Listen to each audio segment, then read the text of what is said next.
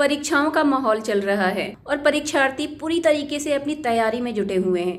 लेकिन इस तैयारी के साथ एक अहम प्रश्न ये है कि एग्जामिनर का दिल कैसे जीतें। मतलब परीक्षा में अपनी कॉपी में ऐसा क्या लिखें और जो कुछ भी लिखें उसको किस तरीके से लिखें, कैसे लिखें कि परीक्षक जब आपकी कॉपी चेक करे तो वो प्रभावित हो जाए और आपको मैक्सिमम नंबर देने पे मजबूर हो जाए। आपके मन में भी ये सवाल होगा, तो आज की वीडियो में इसी विषय पे बात करते हैं। देखिए, परीक्षा में सब कुछ याद होना अलग बात है, उसे अपनी कॉपी में प्रस्तुत करना ये एक कला है। और आपकी कॉपी में आपने जो कुछ भी लिखा है वो किस तरीके से प्रस्तुत किया है, आपका प्रेजेंटेशन क्या है, यही एक औसत विद्यार्थी और एक टॉपर विद्यार्थी के बीच का अंतर है। बोर्ड एग्जाम में या किसी भी एग्जाम में आंसर को सिर्फ कॉपी में लिख देना ही काफी नहीं है। आपका आंसर सीट यानी परीक्षा में लिखी गई आपकी कॉपी आपकी गैर मौजूदगी में आपकी प्रतिभा का परिचायक है। आपकी प्रतिभा आपके टैलेंट का सबूत है। देखो, एग्जामिनर के पास हजारों कॉपियां आती हैं और वो उनमें से किसी कॉपी के किसी विद्यार्थी को नहीं जानते हैं। तो आप ऐसा क्या कर सकते हैं कि आपकी कॉपी हजारों की भीड़ में से भी बिल्कुल अलग दिखे और एग्जामिनर आपको मैक्सिमम नंबर देने पे मजबूर हो जाए।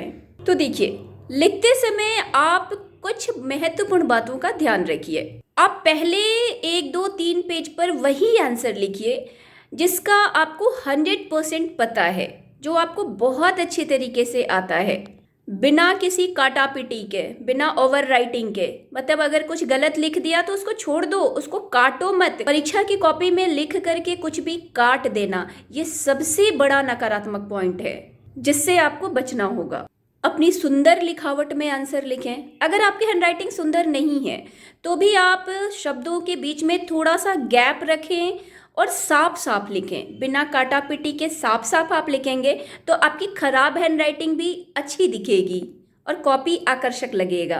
देखो, अच्छी हैंडराइटिंग का थोड़ा असर तो होता ही है। अगर आपकी हैंडराइटिंग अच्छी नहीं है फिर भी आपने अच्छे तरीके से लिखा है तो ये भी बहुत असर डालता है। अच्छे तरीके से लिखने का मतलब कॉपी में कोई काटापिटी नहीं करनी है। गलत लिख दिया तो भी आपको पता है कि आपने गलत लिखा है, उसको अगर आपने काट दिया तो एग्जामिनर का माइंड वहां पे अटक जाएगा कि आपने काट दिया, ये गलत है। तो काटापिटी से तो बिल्कुल बचना है, ओवर राइटिंग से बचना है। कोई भी शब्द पे दोबारा पेन नहीं चलानी और अक्षरों के बीच में ठीक से गैप करके लिखना। इतना भी गैप मत कर देना कि एक लाइन में 5 ही शब्द आए आपके। आप अपनी कॉपी के हिसाब से देख लेना, उसमें थोड़ा थोड़ा गैप करके 2 शब्दों के बीच में थोड़ी गैप होनी चाहिए जिससे वो सुंदर दिखे। आंसर्स को पैराग्राफ चेंज करके लिखें और पैराग्राफ से भी ज्यादा अच्छा होगा अगर आप उसे पॉइंट्स में लिखेंगे। आपके आंसर्स का जो भी मेन टॉपिक है उसको अगर आप पॉइंट्स में लिखते हैं तो आपको अच्छे मार्क्स मिलेंगे। और जब आप आंसर नंबर चेंज करते हो, जैसे आपने पहले का आंसर लिख लिया, दूसरे का आंसर लिखना है, तो इन दोनों के बीच में 2 से 3 लाइन का अच्छा सा गैप छोड़े ताकि समझ में आए। देखो, आपकी कॉपी जितनी साफ सुथरी होगी उतनी सुंदर दिखेगी और साफ सुथरी कॉपी का असर तो नंबर पर पड़ता ही है। एक टॉपर, एक सामान्य छात्र, दोनों की कॉपी में यही अंतर होता है कि उसने कॉपी को किस तरीके से प्रेजेंट किया है।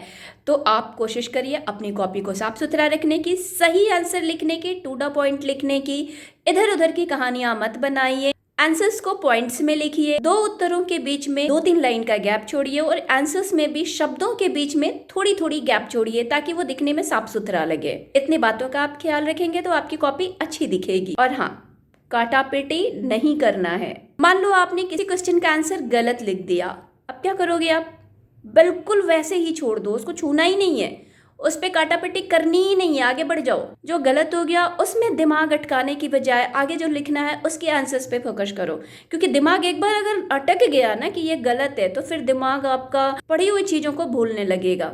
तो अपने दिमाग को ऑर्डर दो कि आगे के सारे आंसर सही करने हैं। इन बातों को अपना करके देखो, आपकी कॉपी अच्छी दिखेगी, एग्जामिनर का दिल आप जीत लोगे। All the best.